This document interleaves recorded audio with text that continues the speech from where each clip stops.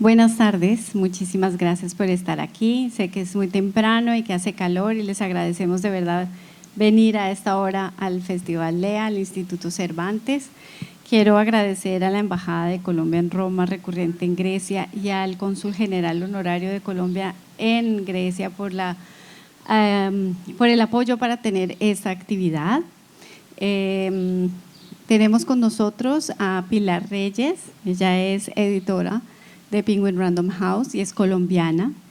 A Costas Athanasiou, que ya todos conocemos, es nuestro traductor estrella.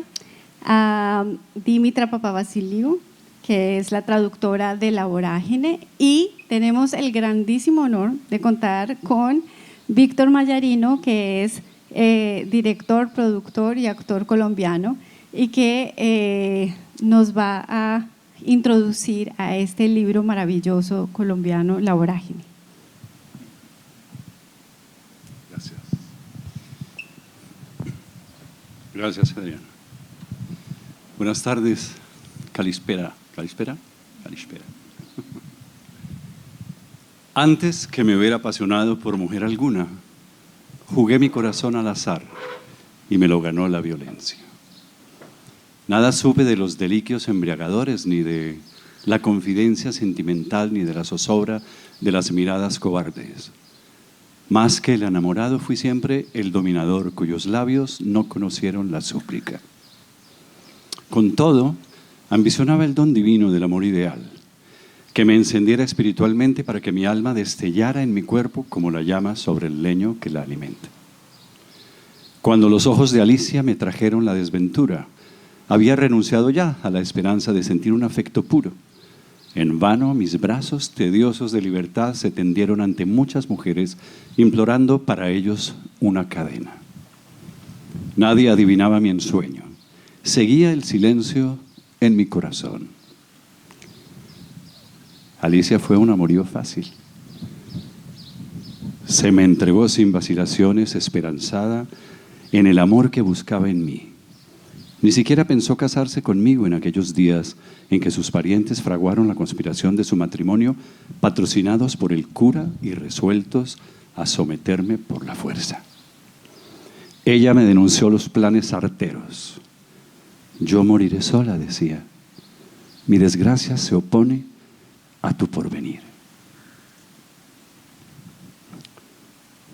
Hay que tener 3 manos para leer. En el viento. Luego, cuando la arrojaron del seno de la familia y el juez le declaró a mi abogado que me hundiría en la cárcel, le dije una noche en su escondite resueltamente: ¿cómo podría desampararte? Huyamos. Toma mi suerte, pero dame el amor. Y huimos.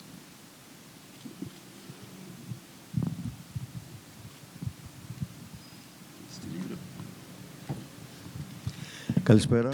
Buenas tardes. Gracias a Víctor Mayarino para la lectura de este pasaje. Estamos aquí para hablar sobre un libro que fue publicado hace 100 años, un libro que ha tenido muchas peripecias para su publicación y luego de su acogida hasta su escritura, porque fue revisado varias veces el texto inicial.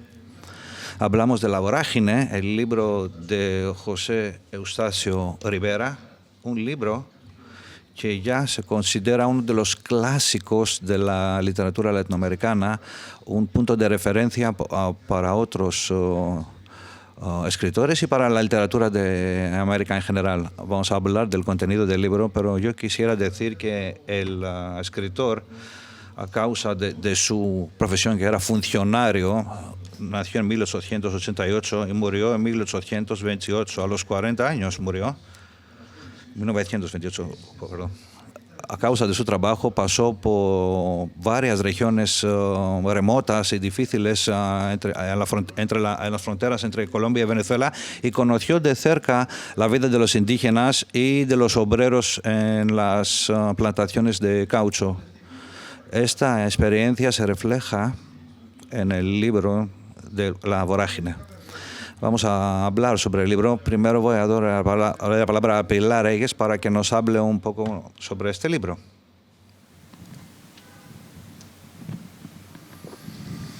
Bueno, pues muchísimas gracias por la invitación, Adriana. Es mi primera vez en Grecia, así que me parece como casi simbólico estar aquí hablando de un libro colombiano. Yo soy editora, pero llevo muchos años en España, editora colombiana. Y diría primero que curiosamente este es un libro, bueno, ustedes lo podrán leer ahora en griego. Creo uno de los grandes libros de la literatura en español, que curiosamente se conoce poco entre el mundo en español, pero esa es una característica muy particular de nuestro mundo cultural, que suele ser un poco insular de alguna manera. Este libro cumple 100 años y ha pasado algo curioso con respecto a otros centenarios, y es que en Colombia es una lectura escolar, se lee en el bachillerato, en los primeros años del bachillerato. Yo acá tengo una edición colombiana de colegio, digamos, que tiene una pequeña introducción, atrás una explicación un poco del contexto en el que este libro se escribió.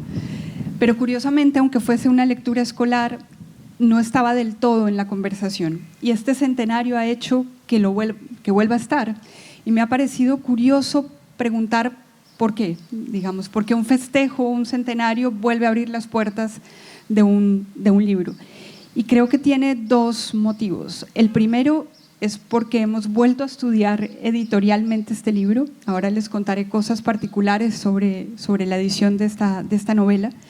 Y segundo, porque al leerlo hoy uno descubre la inmensa modernidad de esta novela. Creo que las preocupaciones de Rivera, tristemente, hoy son preocupaciones también del presente. La primera cosa, este libro se publicó en el año de 1924. Su autor había escrito solo un libro antes, un libro de poemas, y eso tiene relevancia para lo que les voy a contar ahora. Y no había escrito nada más. Él era abogado y se formó su tesis de grado, y esa es una de las cosas que sabemos ahora. Hay solo 2 biografías sobre Rivera, una de las cuales está escrita por un chileno, otra más moderna, escrita por un investigador colombiano que se llama Isaías Peña, y allí cuentan que la tesis de grado con la que se graduó de abogado Rivera tenía que ver sobre los límites, sobre las fronteras. Eso lo llevó a los llanos orientales de Colombia y después a la Amazonía, y empezó a investigar muchísimo sobre esa zona en un momento en el que, piensen, estamos en 1924, llevábamos apenas cerca de 100 años de vida independiente tras las independencias, una vida como naciones muy, muy jóvenes. Y por tanto los límites eran todavía algo muy indefinido. Todavía los límites entre Colombia y Venezuela, Colombia y Perú se iban moviendo. Pocos años después, cerca de 10 años después de la escritura de este libro, hubo una famosa guerra entre Colombia y Perú por los límites. Pues él era un experto en los límites, por eso llega a esa zona, y allí se encuentra algo tremendo, y es toda la explotación, aunque lo que él cuenta en la novela había pasado un poco antes. Digamos, la Casa Arana, que era una empresa de cauchería peruana, que había estado en el Congo belga, lo que él cuenta había pasado ya hace un tiempo. La Casa Arana ya no existía, era una empresa quebrada, pero lo que encuentra son las consecuencias de, digamos, esa explotación cauchera en una zona de una naturaleza absolutamente hermosa, donde los humanos estábamos haciendo desastres. Esa empresa, la Casa Arana, pues había no solo atentado contra la naturaleza, sino también contra, bueno, los indígenas que vivían allí desde hace siglos, ¿no? ¿Qué hace José Eustacio Rivera? Decide hacer un libro que es una denuncia absoluta de lo que vio. Tan es así y es tan descriptivo que después algunos militares que fueron a la guerra con el Perú, que les he contado que pasó cerca de 10 años después, usaban casi de mapa las descripciones de la escenografía, del paisaje que hacía Rivera en esta novela. Era en ese sentido un documento. tan documento que la primera edición que se publicó de este libro tenía fotografías.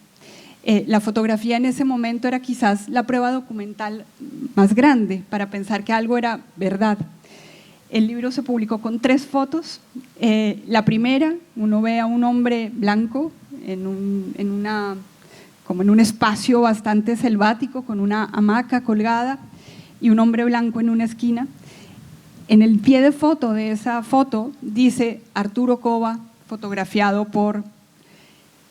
Arturo Cova es el protagonista de esta novela.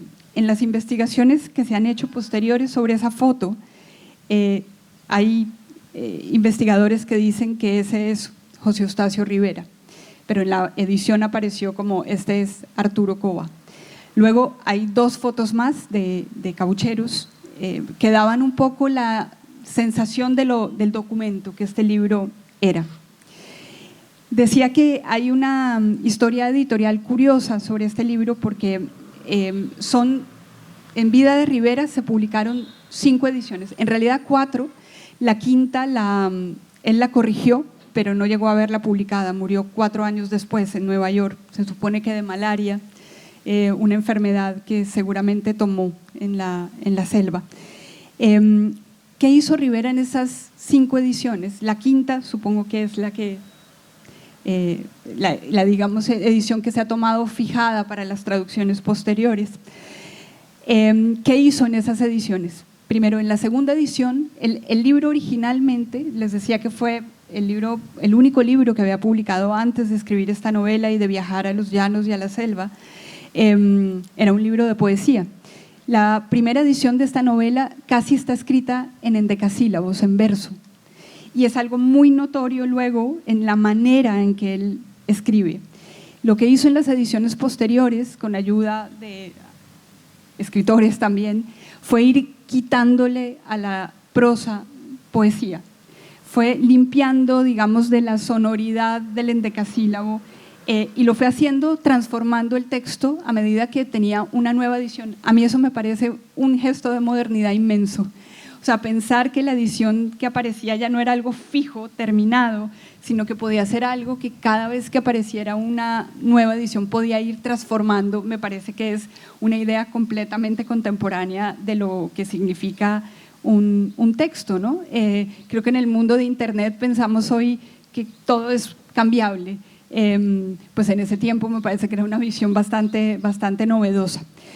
¿Qué fue haciendo también? Fue en las distintas ediciones, suprimió las fotos y le fue quitando, cuando vio la repercusión que el libro tenía, que se leía como una novela, fue quitando, digamos, de alguna manera el documento, la crónica, y fue haciendo crecer la narrativa, los personajes, la invención de alguna manera. Y es aquí donde pienso que, ¿por qué se lee hoy este libro de una manera tan contemporánea? Pienso que de alguna manera este juego que él evidenció entre qué es verdad y qué no es verdad, qué es una crónica y qué es una novela, que él desde el principio metiendo las fotos y relacionándose él con el protagonista, como cuentos, es una foto suya y dice que es Arturo Cova, el libro se abre con una carta del propio Rivera al ministro de Exteriores diciendo acá le mando estos papeles de este colono, y es la novela que leemos. Todo ese juego entre realidad y ficción es completamente moderno. En un momento se publica en el año 24, el Ulises se acaba de publicar, digamos, aquí no hay experimentación formal en ese sentido, pero lo hay en otro, una novela que puede ser tremendamente realista o de denuncia o… creo que ese juego, digamos, entre romper las fronteras entre la realidad y la ficción, cosa que se hace en la literatura contemporánea, pues acá hay un anticipo de eso y en ese sentido Rivera fue totalmente visionario. Y claro, hay una lectura que no creo que estemos forzando la lectura con los ojos modernos, que es una lectura bueno, de denuncia y de crítica a toda la minería extractiva, que creo que aquí es un gran tema hoy en la Amazonía colombiana, en la Amazonía brasileña, y creo que el libro en ese sentido tiene una lectura totalmente vigente por razones tristes de la manera como nos relacionamos con la naturaleza, ¿no? En Colombia cerca de esa entelequia, digamos, que pueden ser los países, ¿no? Pero en Colombia la naturaleza es un ciudadano más, pero tristemente no lo consideramos así. Cerca del 50% de lo que se llama Colombia como país es llano y selva. Es decir, que la relación nuestra con la naturaleza es algo tan fuerte como la relación con las ciudades, con lo que hemos inventado. Colombia es la tierra del dorado, en teoría había oro, pero el oro colombiano era verde, el oro colombiano es la selva, la naturaleza, de lo que ha sido algo, digamos, un elemento totalmente protagonista de la narrativa colombiana. Digamos, si los países pueden generar de alguna manera una identidad en términos de construcción simbólica en las novelas, pues la naturaleza en la colombiana ha sido totalmente decisiva, ¿no? Uno puede leer 100 años de soledad solo en clave de qué árboles habla, de ese lugar que es Macondo, dónde está inscrito, cuál es digamos, el contexto natural en que esa historia de hombres pasa, ¿no? Pero hay un segundo elemento que está aquí presente y está presente en toda la narrativa colombiana y creo que tiene que ver con nuestra historia, que es la errancia.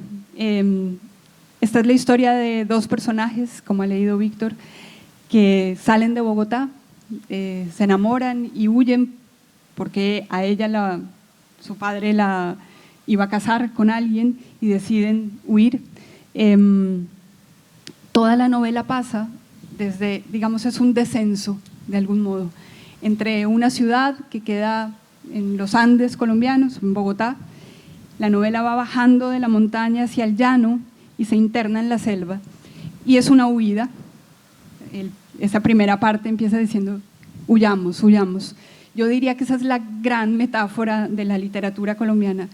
Todos los personajes en las novelas mayores colombianas están huyendo, huyendo dentro del propio país, escapando. Laura Restrepo tiene una novela que se llama La multitud errante y creo que es muy simbólica digamos, de la historia colombiana. En este caso, la novela empieza diciendo: antes de haberme apasionado por mujer alguna, jugué mi corazón al azar y me lo ganó la violencia. Y termina diciendo: y se los tragó la selva. Y yo creo que, digamos, hay una visión muy nihilista aquí, pero creo que es una novela que abre el siglo XX, pero que ha contado muy bien la historia siguiente de Colombia, ¿no? En la relación con la naturaleza y en la relación entre nosotros mismos, con esa historia de violencia tan grande, digamos, tan cicatriz. Yo alguna vez decía que ojalá Colombia pueda pensar que la naturaleza de su literatura es otra, hablar de, qué sé yo, de ciencia ficción, de fantasía, de historias de amor, de cualquier otra cosa que no sea la violencia. Pero aún no es posible, digamos, nosotros seguimos digiriendo porque la realidad lo sigue demostrando que es vivir en un país con violencia. Y aquí, en esta historia, se los traga la selva. Yo espero que, como en 100 años de soledad, uno piense que hay una segunda oportunidad sobre la tierra, ¿no? Pero este libro, en ese sentido, es tremendamente simbólico y en el fondo tremendamente latinoamericano. Yo creo que esa lectura ecologista que se puede hacer de este libro, estoy aplicando unas palabras modernas para describirlo, pero creo que son justas.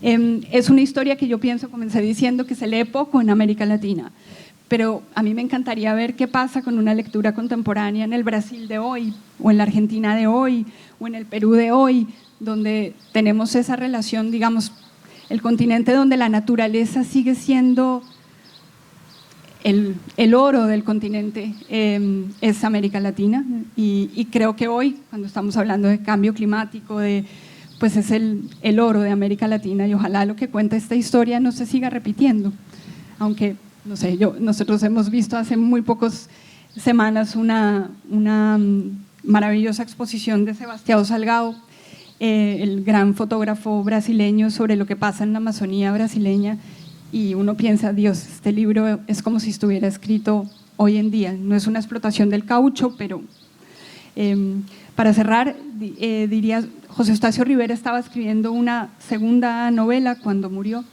una novela que se llamaba La Mancha Negra y tenía que ver con el petróleo. Yo creo que aquí tenía una conciencia, digamos, uno piensa los poetas o los escritores a veces piensa uno que son adivinos, ¿no?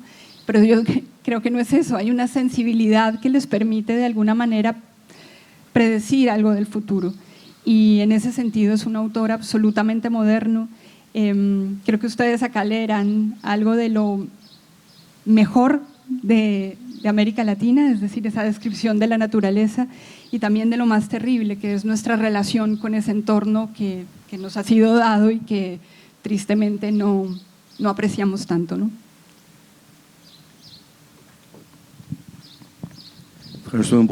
Muchas gracias, Pilar. Mucha gente dice que este libro pertenece a este corriente de la literatura que presenta este conflicto entre la gente de la ciudad y la naturaleza. Se ponen en contacto con la naturaleza y la naturaleza les devora, los devora. Tengo la sensación que este libro no puede encajarse a un género literario. Trasciende varios géneros literarios. Quería comentar sobre eso, Dimitra. Buenas tardes. Es verdad, es un libro que ha sido caracterizado como un libro que no se puede clasificar en ningún género. Empieza, señora Reyes ya ha hablado mucho sobre eso, empieza como una historia de amor, o podemos decir de una historia de perder del amor, una historia de venganza, tiene características de una novela psicológica, una novela existencial, muchos elementos de romanticismo, muchos elementos diferentes. En el romanticismo que estaba en sus últimos años, pero ya había dejado su huella en la literatura latinoamericana, y también el movimiento del modernismo, que en aquella época era la última y más intensa expresión del romanticismo en América Latina, en aquella época. El modernismo no tal como lo decimos ahora, como una reacción al realismo, y el racionalismo, sino a un movimiento literario con características bien definidas, como lo es está comentando varios títulos de libros, y muchas características que más o menos son los mismos que el romanticismo: escaparse de la vida cotidiana, de hablar de la mitología, incluso la mitología griega, que es un elemento que yo quería que lo comentáramos, porque creo que nos emociona mucho a nosotros los griegos, leyendo una metáfora que tiene que ver con la mitología de la antigua Grecia. Tenemos a Hades, tenemos a Herón en varios puntos del libro. Para continuar, el libro empieza como una novela psicológica, novela existencial, como muy romántico, una historia de amor que se vuelve a una historia de venganza, y se desarrolla lentamente, paulatinamente, manteniendo siempre el elemento de una odisea personal, y luego llega a ser una denuncia social, un testimonio, y una novela de crítica social y denuncia. Repito, mi opinión es que el libro es todo esto. Es un conjunto de varios elementos, y está dividido igualmente entre la denuncia denunciar la situación de aquella época y su transmutación literaria. Hablando de eso, no podemos catalogarlo o encajarlo en un movimiento literario. ¿Quería usted añadir algo sobre esto? ¿O podría usted hablaros que un libro que tan fuerte, un libro de denuncia tan fuerte, qué significaba en aquella época, en los principios del siglo XX?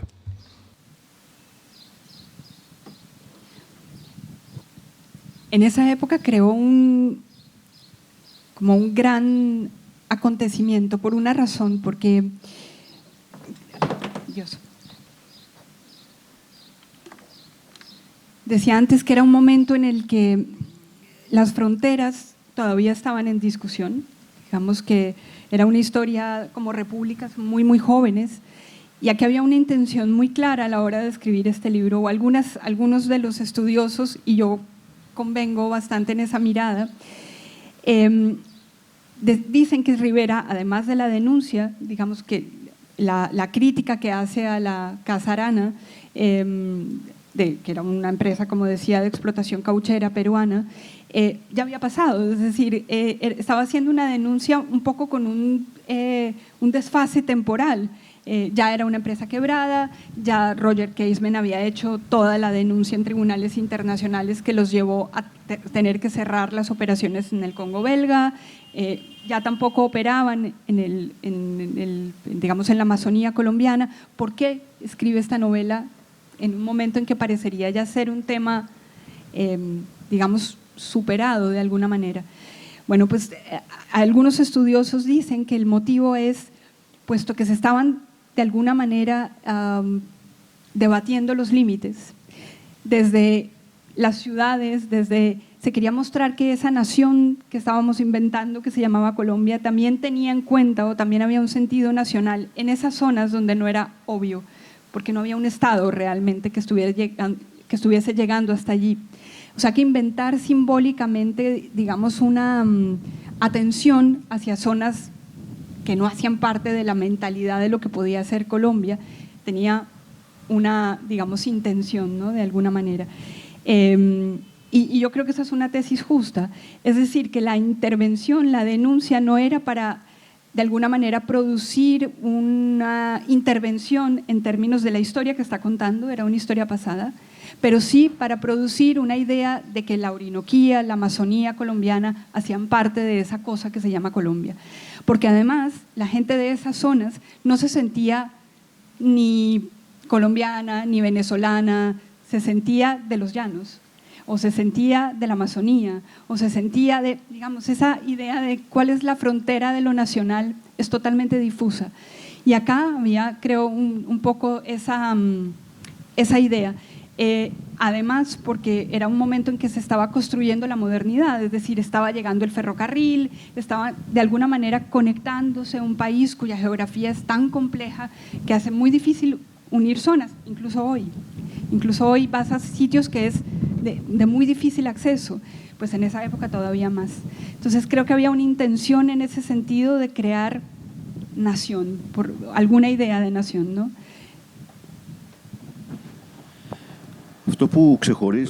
Lo que destaca en su libro es su lenguaje. Tiene un estilo muy particular, cambio de registro, cambiando de un estilo al otro, y con un lenguaje muy, muy, muy particular y distintivo, y construyendo palabras, términos. Podemos hablar sobre las dificultades que ha tenido esto para la traducción. Sí, es verdad, este libro es caracterizado con unos elementos contrarios hasta en el lenguaje y en el estilo, y sobre todo en el estilo, como en su temática también. El lenguaje de Rivera es muy particular.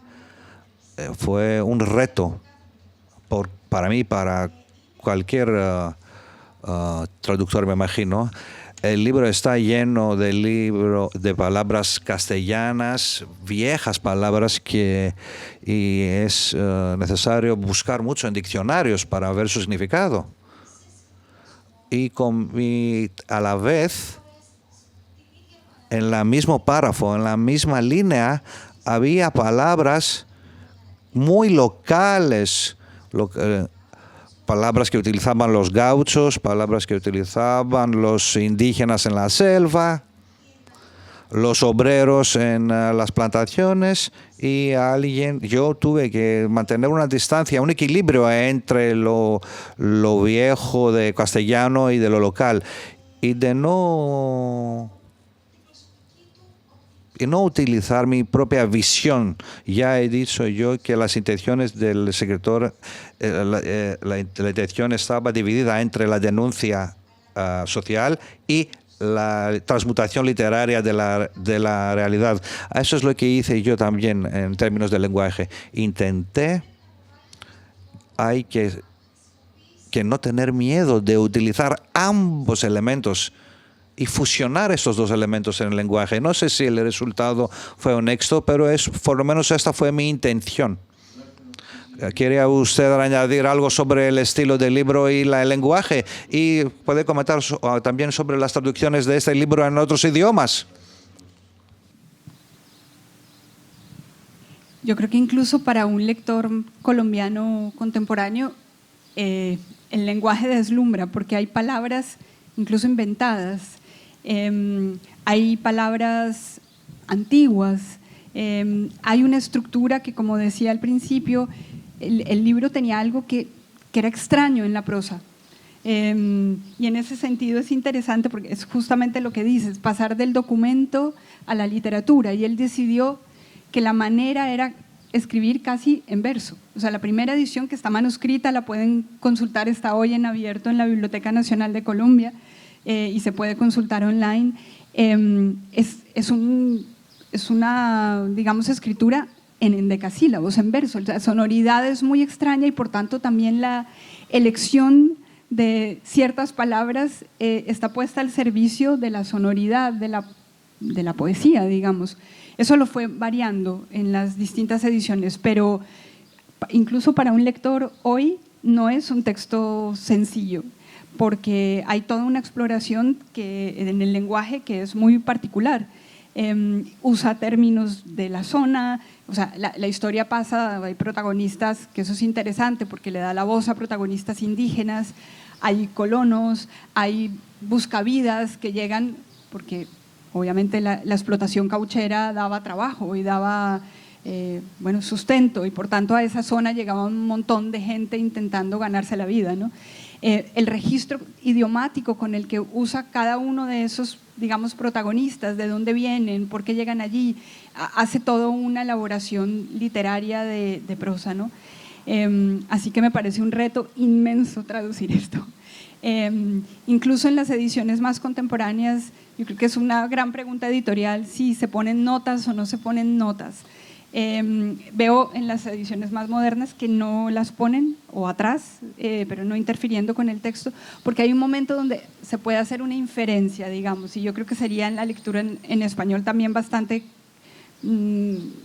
como poner una especie de traba, poner notas en el propio corpus del texto. Se han editado con notas aparte, pero es una edición, digamos, es un texto que necesitaría algún comentario crítico, creo, hoy. En cuanto a las traducciones, no lo sé porque yo no soy estudiosa de la vorágine. Digamos que mi primera relación con este libro, como muchos de los lectores del libro en Colombia, fue en el colegio, y me parecía a veces una lectura difícil. Yo luego estudié letras y bueno, digamos que era una lectora en ese sentido más sensibilizada a querer entrar en el libro, pero recuerdo que en el colegio para algunos era como leer algo difícil, y lo que me ha sorprendido hoy es que sea con toda la, digamos, nueva luz sobre el libro, se han hecho varias ediciones y demás, creo que hay una lectura más abierta que no pasa solo por el colegio, sino que pasa por una discusión pública sobre los temas que este libro toca.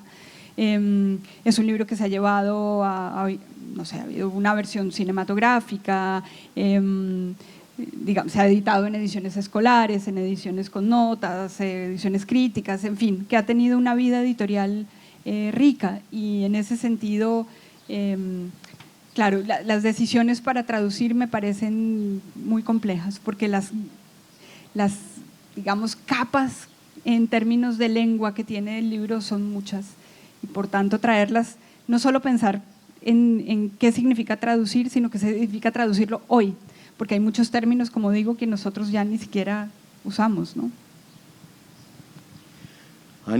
Si hay alguna pregunta, ¿puede alguien intervenir? Si hay alguna pregunta, alguien puede intervenir. Ok.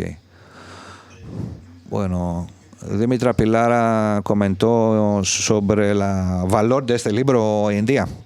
¿Puedes comentar sobre eso tú también? Sí, es un libro que es un libro moderno, como ya hemos dicho, la dimensión existencial que siempre nos interesa. Siempre se escribirán libros de este tipo, y también hay una dimensión actual, la dimensión del documento. Ahora hay ese tipo de explotación. Esa explotación existe en lo laboral hasta hoy en día. Tenemos la dimensión de la catástrofe ecológica que fue inmensa en esta región. Veo que millones de árboles cada año se destruían solo en Colombia, en las plantaciones del caucho. Y esta explotación se extendía en todos los países, no solo en Colombia, quitando la selva amazónica. Hablamos de Brasilia, Perú, Uruguay, Bolivia, Ecuador.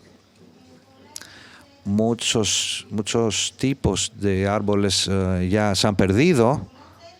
Muchos árboles tenían que cortarlo totalmente para exportar el caucho, y de otros árboles simplemente sacaban el sapo.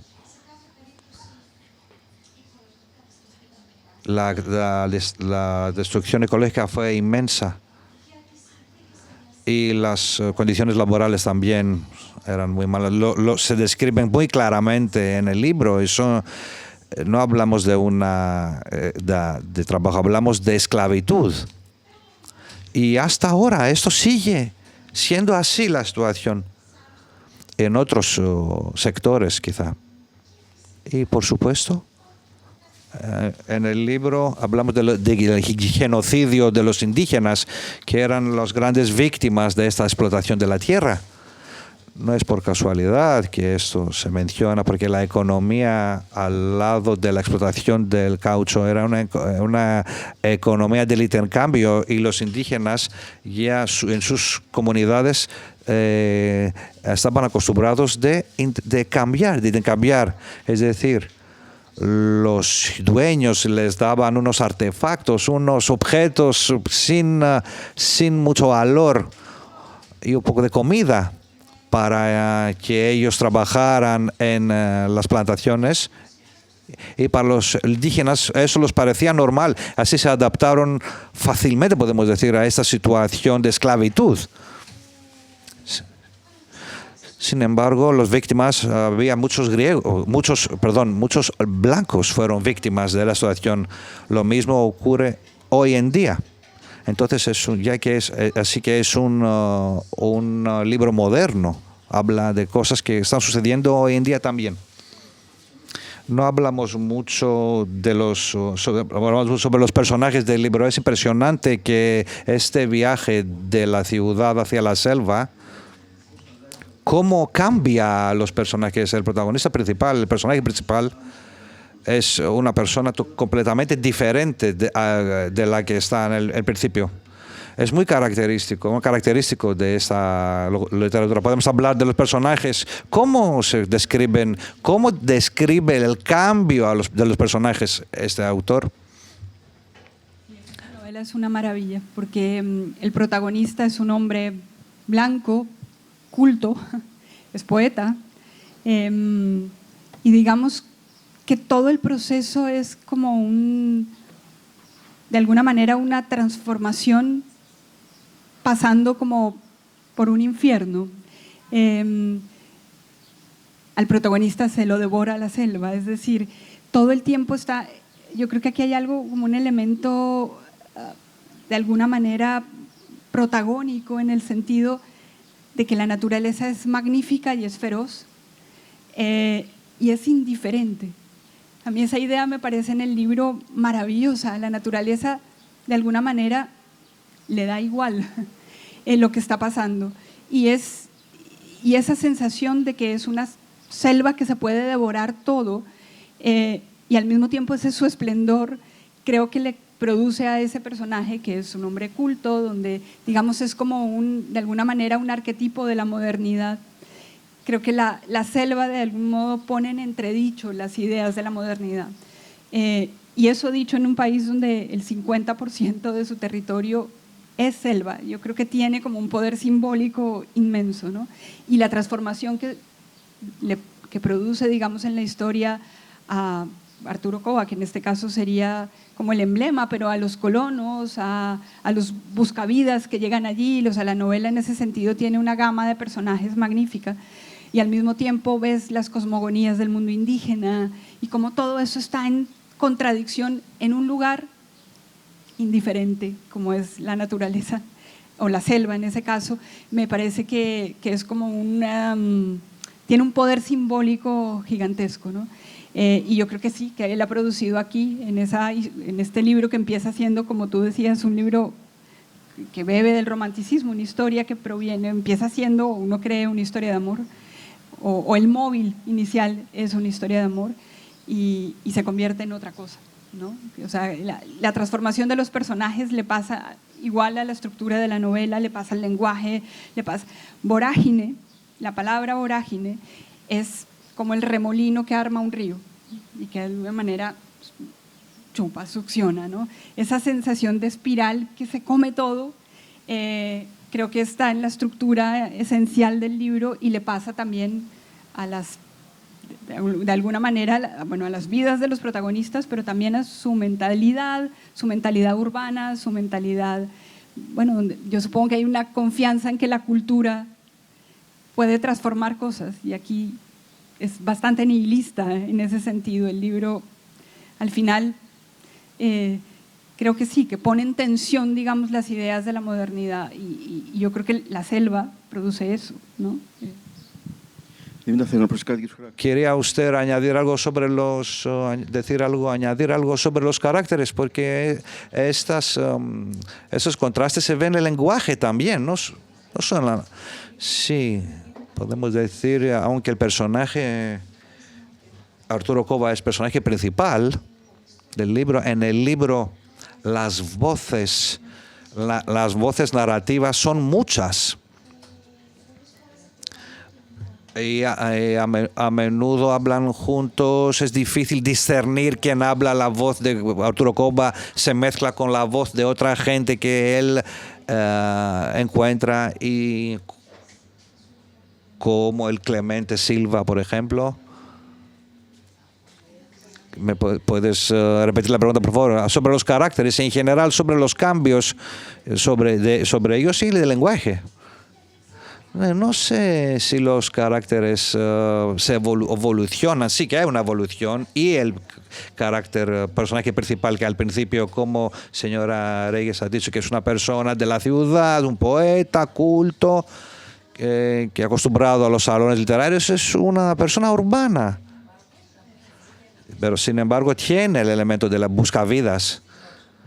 Desde el principio es un poeta que es autodestructivo, pero paulatinamente avanzando en su peripecia se vuelve a una persona de acción y empieza a mirar a sí mismo como un Mesías,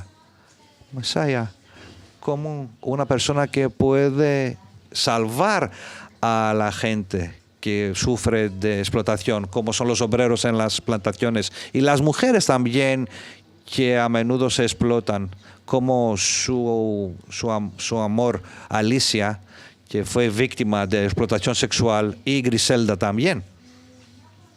Y ya que hablamos de las personajes femeninas, yo creo que merece la pena hablar de la relación de Arturo Cova con las mujeres, que en todo el libro es una relación bastante indecisiva. Por un lado, piensa mucho, idealiza a su amor, y al otro lado tiene un comportamiento muy sexista. Es un comportamiento sexista, algo latinoamericano, se puede decir. Quizás esto es algo que proviene del romanticismo, creo que aquí podemos identificar también unas similitudes entre la idiosincrasia latinoamericana y la griega, porque hay mucho romanticismo, porque en la historia de Grecia y la historia de los países de América Latina había unos movimientos de resurrección y revoluciones, de liberación. No sé, es mi sensación, no sé. Es un tema bastante importante. No tenemos mucho tiempo, desafortunadamente. Si alguien quería hacer una pregunta. Bueno, muchas gracias a Pilar Reyes, a señora Vasiliu, gracias a todos ustedes que participaron en el evento. Gracias.